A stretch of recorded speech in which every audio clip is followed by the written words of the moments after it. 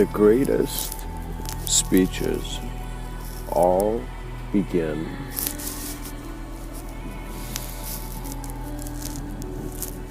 from silence. You will see that where the shapes of reality are coming from,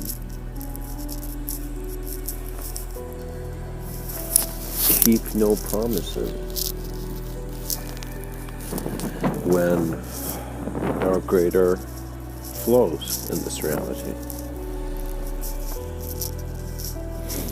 You see, when we see man's experience and his nature of mind being able to tune into different sensitivities, and so in a sense, by having the ability to focus in one dimension, being able to experience its own change of its re-entrance into another presence of its own dimension. So imagine that the complexity of the human being is that its beingness, its being aspect before it is only human, is actually within everything else. So in a sense, there is a multidimensional experience simply by there being many different cause points. So in other words, when you observe the effect of all the cause, which is now, you immediately are the cause. Do you understand? So in a sense, your understanding is present. So all conceptions of you, which you can even be aware of to even communicate, are all present now.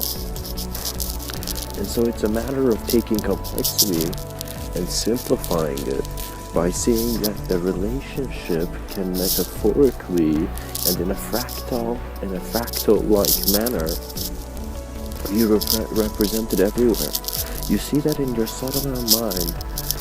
Your mind can connect ideas. You can hear a crazy joke. You can have a good laugh. You could look at an insane movie. You can see a crazy work of art. You know, you can have a walk in nature and just see how the wilderness is wild.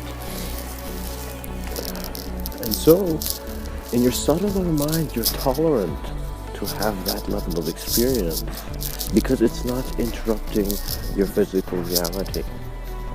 But you will see that once you begin working in ways where you're becoming more, in a sense, meditative, more self-aware, more practical in your living in life, you kind of see that the moment you, in a sense, decide to make a decision, the decision has already been made. So in a sense, take yourself to many moments in your reality where you suddenly saw you weren't given something and you weren't allowed in a promised land. And what that means is that there's certain experiences that human beings go through where they are rejected from a sense where they, you know, it's like jumping for the next stepping stone and there being no stepping stone, so your foot gets wet. So there are many people who throughout time have had certain things like this happen, and so they have failed. But you see that the person who has his foot suddenly hit the water becomes hyper-focused and in a sense exactly runs up. And so in a sense, your failures are giving you the skill of confrontation for when the next time you're challenged, you're more able. Now, once these relationships of ability and inability, in a sense, combine through their dissolution, you see that the nature of the mind is actually the nature of who you are. Because that which is the awareness of mind is actually that which is even, how do I say it? It is awareness of the body. So what is, in a sense, a set of concentric circles can show that omniscience is simply being the pupil of a greater pupil.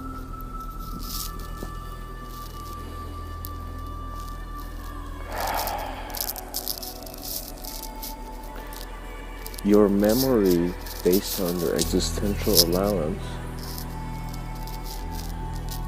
can show you things unimaginable because it can immediately connect and, in a sense, take you through many fluxes of change, and in a manner provide a sense of multidimensional experience. So you see, multidimensional experience is nothing you go to school for. You simply pay attention to your life, which you think is ordinary, and begin perceiving that it's actually extraordinary.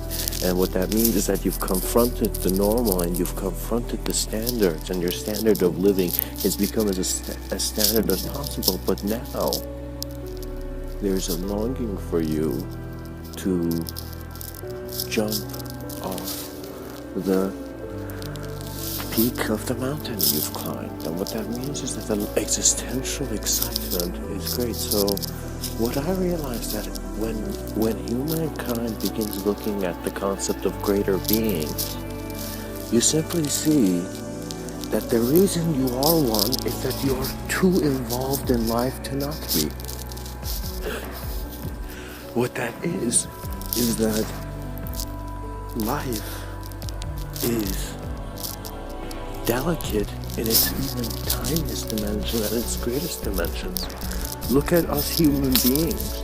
We are, as Carl Sagan would say, a pale blue dot in the cosmos. And hence we have given ourselves the ability to visualize the cosmos and constantly, in a sense, transcend our shape. Evolution is definitely aware of a greater design than the comprehension of man. But when we see the comprehension of man wants to become aware of existence, it cannot be one that wants to keep something with hands.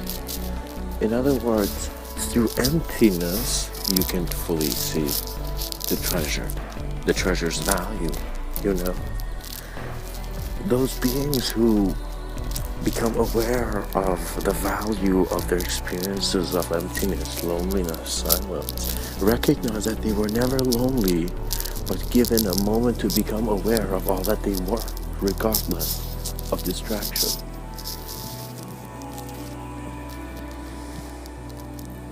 Give yourself to yourself in a way where your imagination is as natural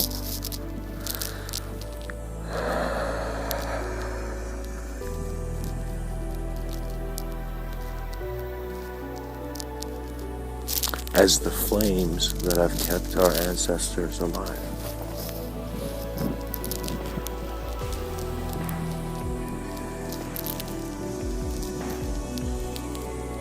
For the flames of our ancestors were sparked at the same time. Much blessings and namaste.